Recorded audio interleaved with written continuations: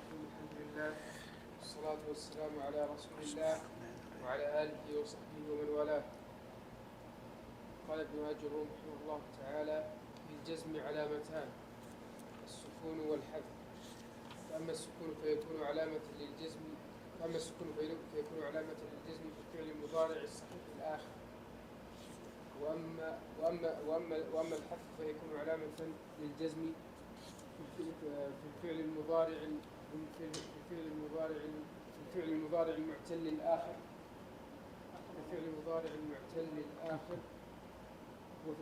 وفي الأفعال الخمسة التي رفعها بثبات النون. فصل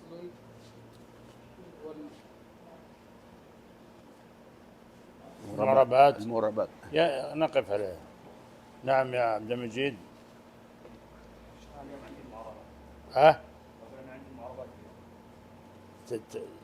يلا سمع. بسم الله والحمد لله والصلاة والسلام على رسول الله. قال ابن آجروم رحمه الله تعالى: فصل: المعربات قسمان، قسم يعرب بالحركات وقسم يعرب بالحروف. فالذي يعرب بالحركات 4 أنواع: الاسم المفرد، وجمع التكسير، وجمع المؤنث السالم، والفعل المضارع الذي لم يتصل بآخره شيء. وكلها ترفع بالضمة وتنصب بالفتحة وتخفض بالكسرة وتجزم بالسكون. وخرج عن ذلك 3 أشياء: جمع المؤنث السالم ينصب بالكسرة، والاسم الذي لا ينصرف يخفض بالفتحة، والفعل المضارع المعتل الآخر يجزم بحذف آخره. نعم سنت صدر راسخ. نعم. بسم الله الرحمن الرحيم. الحمد لله رب العالمين، والصلاة والسلام على رسول الله. أما بعد، قال الشيخ محمد محي الدين عبد الحميد رحمه الله تعالى في كتابه تحفة السنية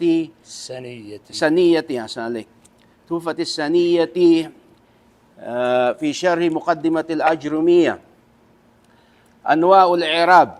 قال: وأقسامه 4: رفع ونصب وخفض وجزم. فللأسماء من ذلك الرفع والنصب والخفض ولا جزم فيها، وللأفعال من ذلك الرفع والنصب والجزم ولا خفض فيها. وأقول أنواع الإعراب التي تقع في الاسم والفعل جميعا 4: الأول الرفع، والثاني النصب، والثالث الخفض، والرابع الجزم. ولكل واحد من هذه الأنواع 4 معنى في اللغة ومعنى في اصطلاح النحاة. أما الرفع فهو في اللغة العلو وارتفاعه، وهو في الاصطلاح تغير مخصوص علامته الضمة وما ناب عنها، وستعرف قريبا ما ينوب عن الضمة في الفصل الآتي إن شاء الله. ويقع الرفع في كل من الاسم والفعل، نحو يقوم علي ويصدح بلبل. أما النصب فهو في اللغة الاستواء والاستقامة، وهو في الاصطلاح تغير مخصوص علامته الفتحة وما ناب عنها. ويقع النصب في كل من الاسم والفعل أيضا، نحو لن أحب القسل. وأما الخفض فهو في اللغة التسفل، وهو في اصطلاح تغير مخصوص علامته القشرة وما ناب عنها، ولا يكون إلا في الاسم، نحو تعلمت من القسول. وأما الجزم فهو في اللغة الخطأ، وفي اصطلاح تغير مخصوص علامته السكون وما ناب عنه، ولا يكون الجزم إلا في الفعل المضارع، نحو لم يفز متقاسل. فقد تبين لك أن أنواع الإعراب على 3 أقسام: قسم مشترك بين الأسماء والأفعال وهو الرفع والنصب، وقسم مختص بالأسماء وهو الخفض، وقسم مختص بالأفعال وهو الجزم. بسم الله الرحمن الرحيم. الحمد لله رب العالمين، وصلى الله وسلم على نبينا محمد وعلى آله وصحبه أجمعين.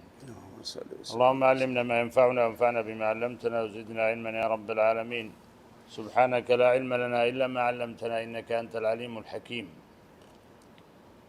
قال المؤلف رحمه الله تعالى: وأقسامه أربعة، يعني وأقسام الإعراب: رفع ونصب وخفض وجزم، فللأسماء من ذلك الرفع والنصب والخفض ولا جزم فيها، وللأفعال من ذلك الرفع والنصب والجزم ولا خفض فيها. لما ذكر الإعراب بين أنه تغير أو تغيير في أواخر الكلم لاختلاف العوامل الداخلة عليه لفظا أو تقديرا، شرع في بيان أقسامه فقال: وأقسامه أربعة، يعني الإعراب: رفع ونصب وخفض وجزم، لا تخرج عن هذه الأربعة. الإعراب لا يخرج عن هذه الأربعة في أقسامه، إما يكون مرفوعا أو يكون منصوبا أو يكون مخفوضا بمعنى مجرورا أو مجزوما. ثم بين أن للأسماء من ذلك، يعني تختص الأسماء بالرفع والنصب والخفض ولا جزم فيها، يعني لا يأتي فيها الجزم.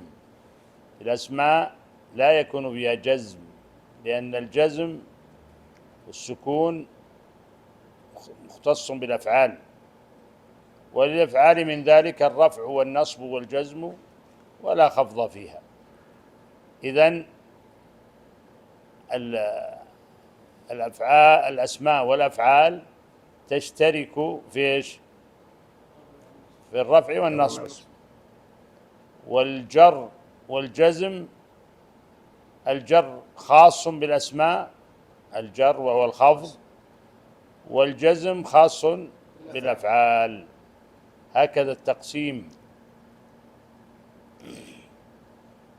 والرفع ذكر الشارح يعني معناه في اللغة والاصطلاح، وهو تغير، يعني الرفع العلو في اللغة، والاصطلاح تغير مخصوص علامته الضمة وما ينوب عنها. يعني الرفع له علامة وهي الضمة الأصلية، العلامة الأصلية هو الضمة في الرفع.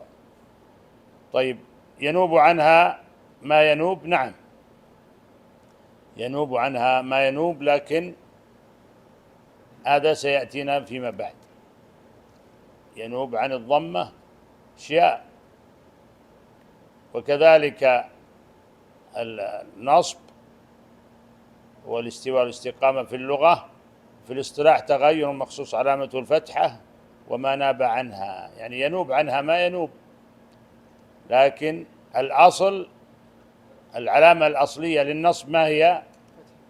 الفتحة، فهي الأصلية. فإذا جاء غيرها نائبا عنها فهو ينوب عنها، لأنها تخلفت بسبب، فجاء غيرها ينوب عنها. وسيأتي تفصيل ما ينوب عن الفتح. وكذلك الخفض وهو الجر، يعبر بالخفض أو بالجر. والخفض هنا التسفل. قال: وفي الاصطلاح تغير مخصوص علامته الكسرة وما ناب عنها، يعني ينوب عن الكسرة ما ينوب، مثل قولك هنا: ذهبت إلى محمد. محمد هنا مخفوض بالكسرة. الرفع تقول: جاء محمد.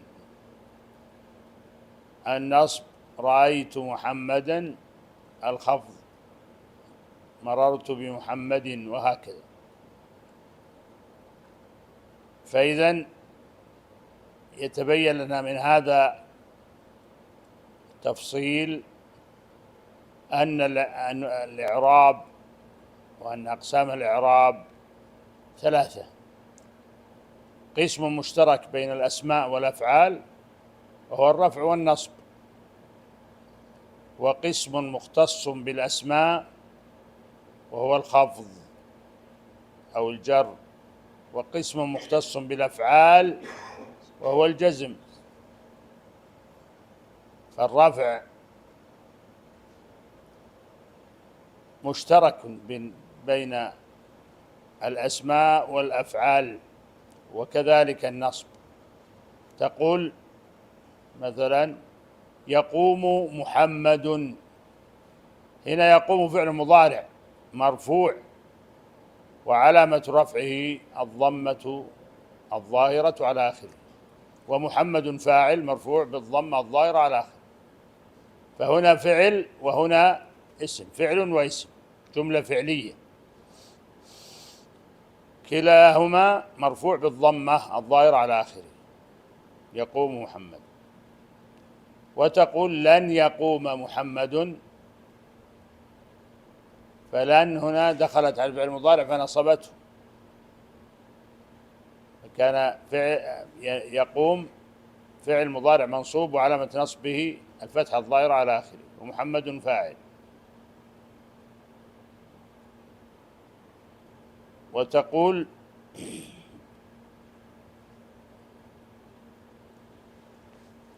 نعم،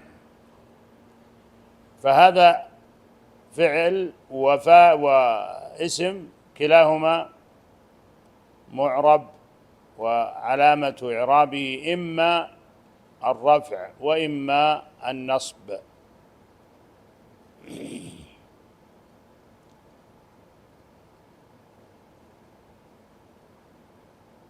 والأسماء مختصة بالرفع والنصب والخفض، والأفعال مختصة بالرفع والنصب والجزم. فالجزم من خصائص الأفعال والخفض من خصائص الأسماء.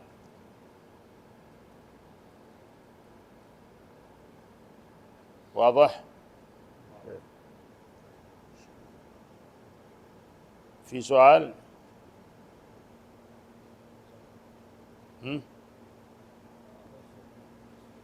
ها؟ واضح. نعم، في سؤال ولا نبدأ نعم، نبدأ بالتطبيق. تطبيق الدرس. في سؤال يا نوح؟ واضح؟ أين كتابك؟ لماذا لا تفتح الكتاب؟ كتاب الأجرمية. إيه، المفروض تفتح الكتاب. الدرس الماضي يا شيخ ما طبقنا بس. إيه. سلام. طيب نطبق الآن، يلا معنا وقت، احنا نحاول نبكر شوي. ها، مفهوم يا نوح؟ نعم نعم، أقرأ.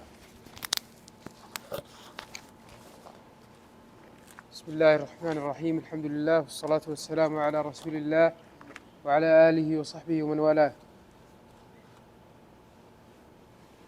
قال عبد المطلب: فاجعلوا بيني وبينكم من شئتم أحاكمكم إليه.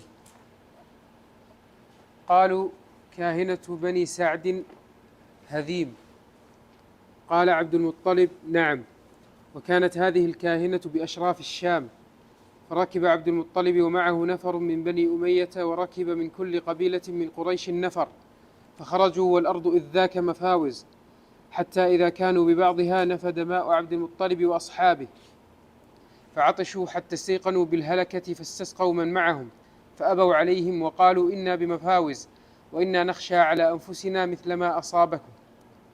فقال عبد المطلب: إني أرى أن يحفر كل رجل منكم حفرته لنفسه بما لكم الآن من القوة، فكلما مات رجل دفعه أصحابه في حفرته ثم واروه حتى يكون آخرهم رجلا واحدا، فضيعة رجل واحد أيسر من ضيعة ركب جميع. فقالوا: نعم ما أمرت به. فحفر كل رجل لنفسه حفرة، ثم قعدوا ينتظرون الموت عطشا. لقد كان ذلك الرأي سقيما، إنه انتحار بطيء، سببه تلك الخصومة والضيق الذي لا مبرر له إلا حب الرياسة والشرف عند أولئك القوم. صاح عبد المطلب بتلك الجثث الملقاة في اللحود قائلا: والله إن إلقاءنا بأيدينا هكذا للموت لا نضرب في الأرض ولا نبتغي لأنفسنا لا عجز، فعسى الله أن يرزقنا ماء ببعض البلاد. ارتحلوا. فارتحلوا حتى إذا بعث عبد المطلب راحلته انفجرت من تحت خفها عين ماء عذب، فكبر عبد المطلب وكبر أصحابه، ثم نزل فشرب وشرب أصحابه واستسقوا حتى ملأوا أسقيتهم، ثم دعا قبائل قريش وهم ينظرون إليهم في جميع هذه الأحوال، فقال: هلموا إلى الماء فقد سقانا الله. فجاءوا فشربوا واستقوا كلهم، ثم قالوا: قد والله قضي لك علينا، والله ما نخاصمك في زمزم أبدا، إن الذي سقاك هذا الماء بهذه الفلاة هو الذي سقاك زمزم، فارجع إلى سقايتك راشدا. فرجع ورجعوا معه ولم يصلوا إلى الكاهنة وخلوا بينه وبين زمزم. نعم، يقف هذا. يلا تفضل. وين وقفنا؟ لكنه كان متعبا. لكنه هنا بصفة 9 شيخ عشان 9 صفة 9. طيب،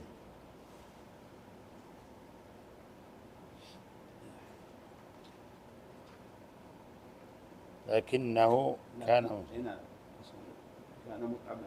هنا. طيب، لكنه يا ياسر، لكنها حرف شيخ. حرف هنا حرف استدراك. هنا. نعم، حرف استدراك. لكنه وضمير في محل اسم لكن. نعم. طيب، كان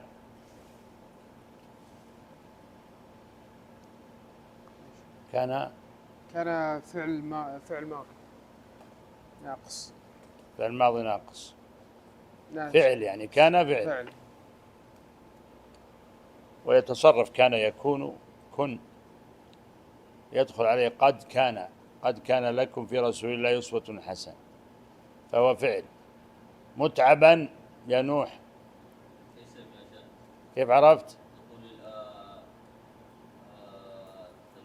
تنوين. نعم، أحسنت. يقتلع يا عبد العزيز بن عبد العزيز، يقتلع فعل، كيف عرفت؟ يقبل السين، سيقتلع، وقد يقتلع. أحسنت يا عبد العزيز. طيب، يقتلع خطاه يا عبد المجيد.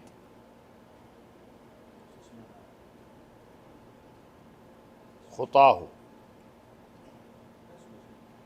ارفع صوتك. اسم، كن واثقا من جوابك، لا تتردد أبدا. اسم. نعم، ارفع صوتك. خطاه اسم، كيف عرفت؟ الخطى، يقبل الخطى ويقبل حرف الجر. نعم، اسم خطاه. يسحب يا يسحب فعل مضارع مرفوع علامة رفعه الضمة ظاهرة إلى آخره. أي نعم، هذا من ما درسنا اليوم، لأن الفعل المضارع معرب، فيعرب أيضا بالضم إذا لم يسبق بناصب ولا جازم فإنه يكون مرفوعا بالضمة الظاهرة على آخره، كما هو هنا. يسحب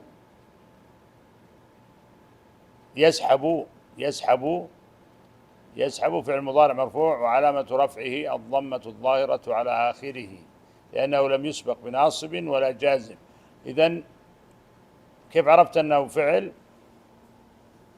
يقبل قد السين. نعم.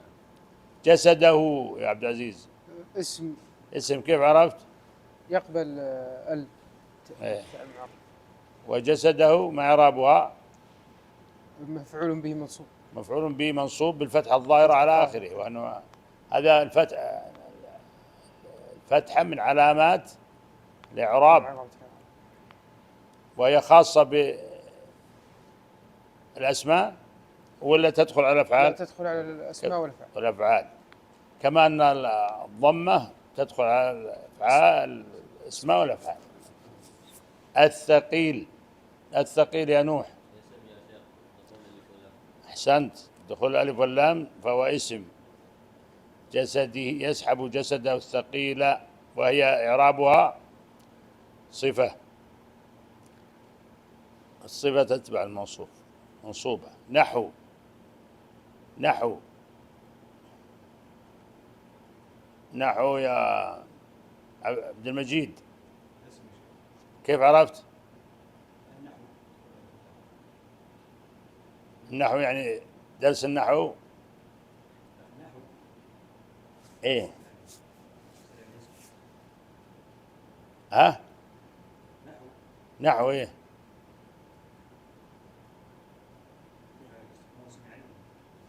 ما ادري، احنا السؤال لك. اسم، ما كيف عرفت انه اسم؟ النحو،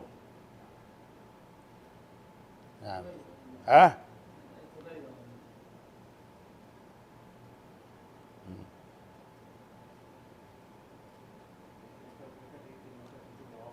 ها؟ ايش تقول؟ نحو الكعبة هي الجملة كذا، نحو الكعبة. نحو الكعبة فعل، لازم تعطينا جواب ثابت. الاسم احنا مر معنا انه قلت احفظوه هذا تعريف الفعل، ما دل على معنى في نفسه واقترن بزمن، احد الازمنه الثلاثه، الماضي او الحاضر المضارع او المستقبل.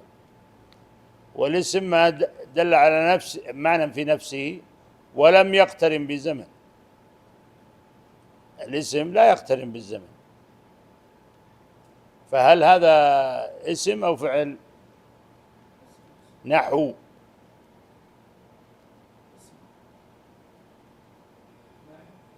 اسم. كيف عرفت يا اسم؟ هنا عبد المجيد متردد، مرة يقول اسم مرة يقول فعل. دخل عليه علامات الفعل يا عبد العزيز، يا عبد المجيد، عشان نشوف.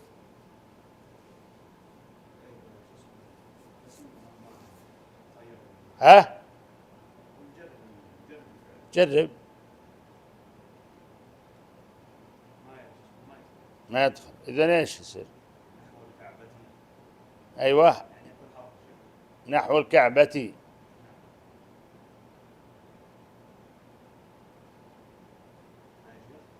وشو؟ الحرف ما لا يصلح معه دليل الاسم ولا دليل الفعل. ايه، او ما ليس له علامة.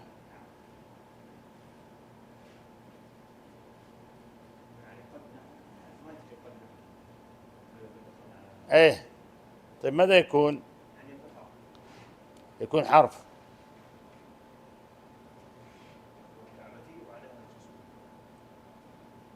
ايه،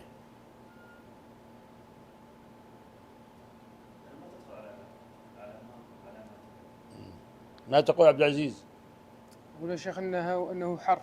حرف؟ نعم. كيف؟ أنه حرف ظرف. ها؟ حرف. حرف ظرف؟ ظرف حرف؟ لا، هو حرف يا شيخ، لأنه ما يقبل علامات. ايش؟ ما يقبل علامة الاسم ولا علامة ليش ما يقبل علامة؟ ما يقبل علامة الاسم؟ النحو كما قال، من الذي قال نحو؟ طيب لما تقول نحو تقول مثلا في نحوي كذا، في نحو. فيه نحوي كذا، في نحوي كذا، ها؟ أي يقبل. إذا ايش؟ اسم كما قال أبو عبد المجيد أولا. إذا النحو اسم يا أبو عبد المجيد، نحو. مرتين هو قال عبد المجيد يا شيخ. إيه لا إيه بس ما يصح، الإنسان لازم يكون إذا كان متأكدا من الجواب فإنه يثبت عليه. أما إذا تغير فهو لم يثبت على الثبات. مهم، نسأل الله الثبات. إذا كان في تردد مشكلة. من إذا قال تغير معنى؟ أبوك هو اللي شيخنا لما قال النحو إيه؟ النحو اسم علم ذات جهة أو اتجاه. إيه، هو مأخوذ من هذا، يعني مأخوذ من هذا مصدر إيه. ما قلنا بأنه علي رضي الله عنه لما جاءه أبو الأسود الدؤلي وقال أدرك لغة العرب فإنها ستذهب، ثم يعني وافقه الرأي في أن يضع قواعد للنحو حتى يعني لا تضيع لغة العرب، فقال اكتب الكلام اسم وفعل وحرف، فالاسم كذا وكذا، ثم بدأ يفصل فقال وانحو هذا النحو، وانحو هذا النحو، انحو يعني اتجه هذا الاتجاه. إيه، يعني هذا الاتجاه، هذا الطريق. فسمي النحو يعني بين هذا المعنى، والله أعلم. إنما الكلام النحو هنا يا نوح نحو اسم وهو مضاف، والكعبة، الكعبة من عنده؟ الكعبة اسم لماذا؟ ايه نعم، لدخول الألف ولا نعم. أنتم إلى وقت كم؟ إلى 6. ايه. طيب، حيث، نعم،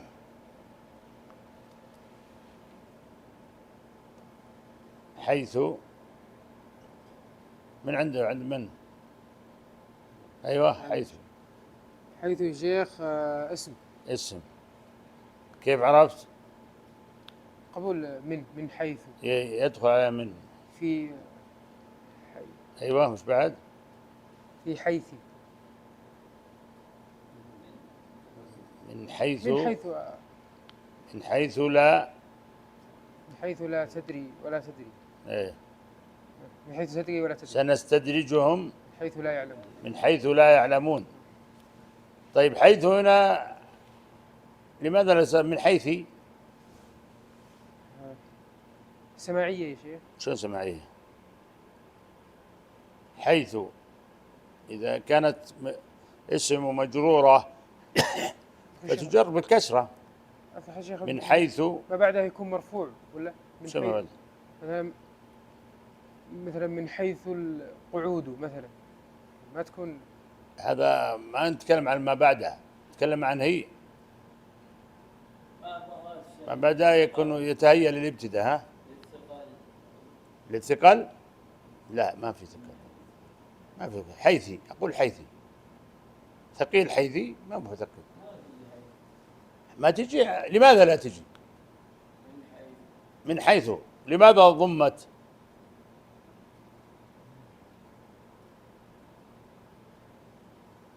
الآن عبد العزيز يقول أنها اسم، وأن الدليل على أنها اسم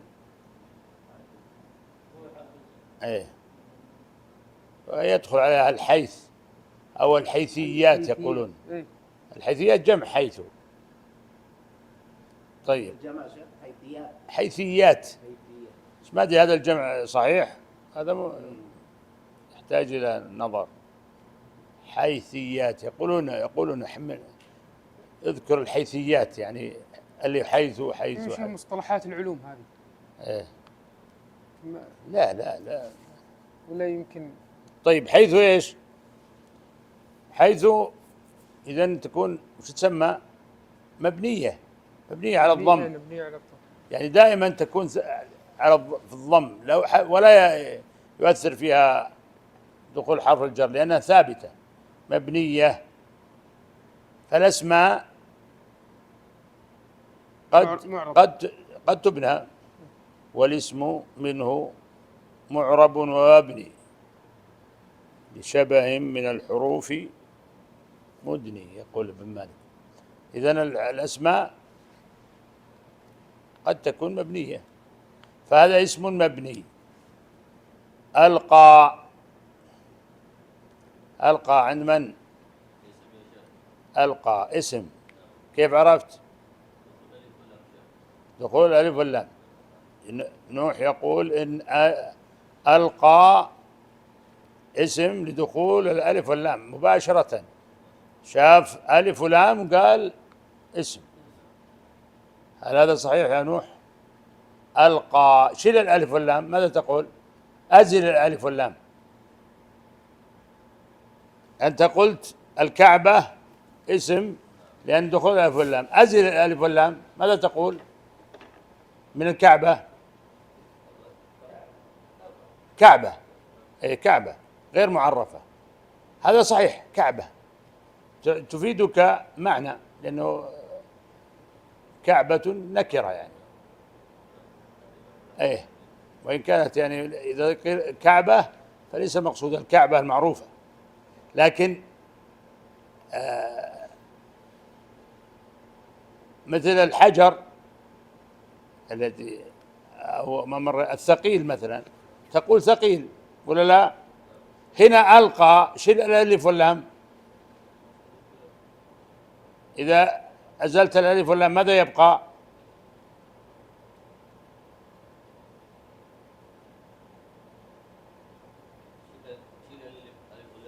ايه،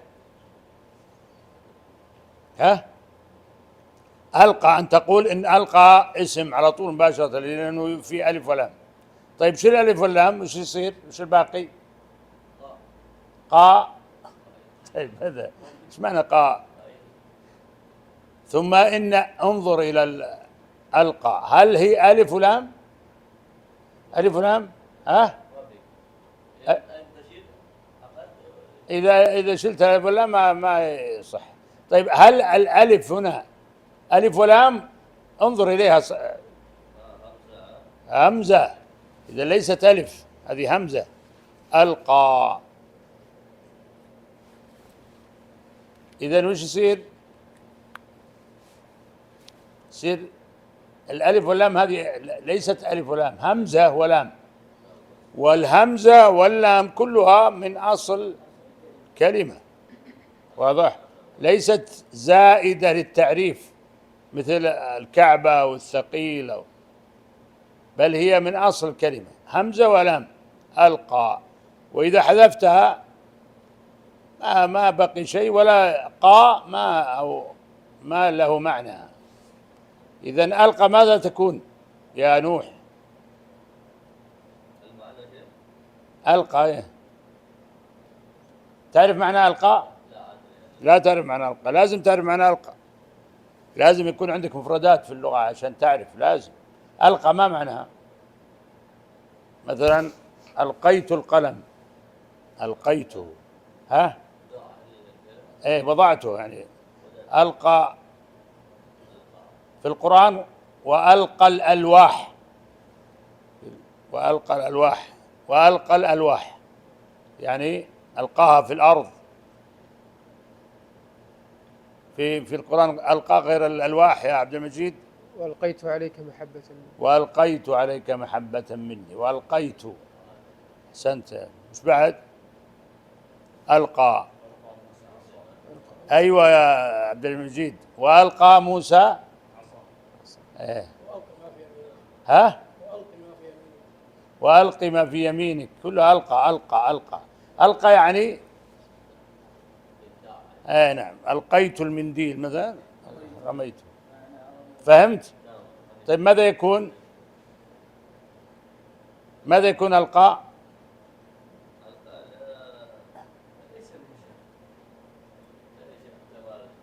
كل هذا تقول اسم؟ ها؟ ألقى يلقي،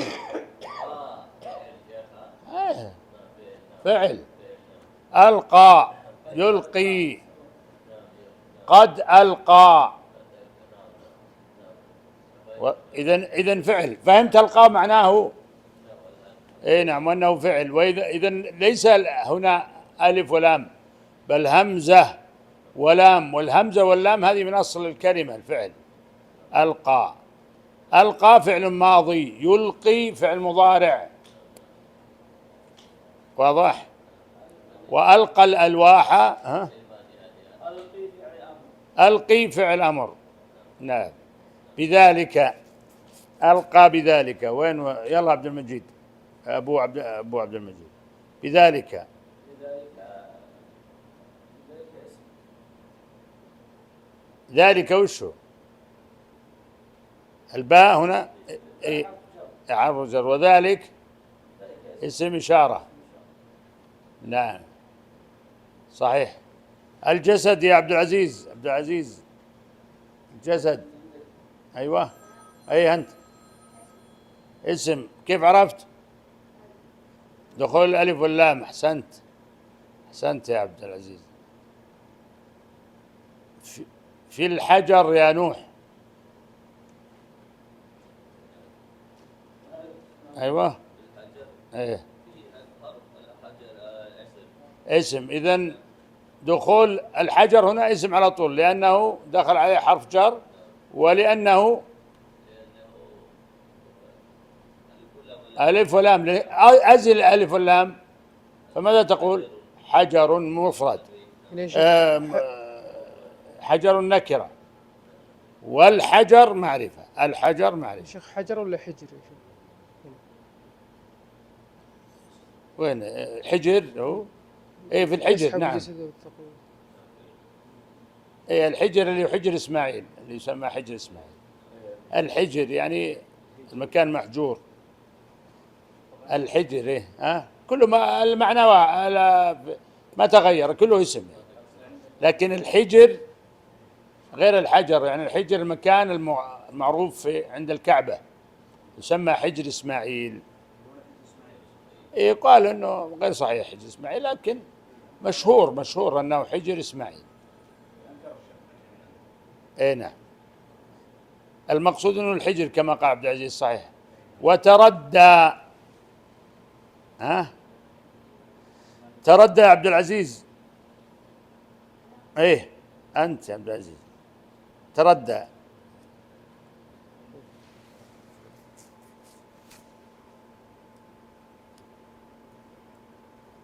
تردى اسم ولا فعل ولا حرف يا عبد العزيز؟ ها؟ ها؟ أجب. فعل، كيف عرفت؟ ها؟ قد تردى في القرآن. ايش؟ جاءت تردى في القرآن؟ لا. وأحسنت. وما يغني عنه ماله إذا تردى، تردى يعني هلك. وما يغني عنه ماله إذا تردى. أحسنت يا عبد المجيد، واضح يا عبد العزيز؟ كما قلت، أحسنت. فعل تردى، من أي الأفعال؟ فعل إيش؟ أحسنت، فعل ماضي. والمضارع منه إن شاء الله. ممتاز يا عبد العزيز، يتردى. ونقف على هذا، والله أعلم، وصلى الله عليه وسلم.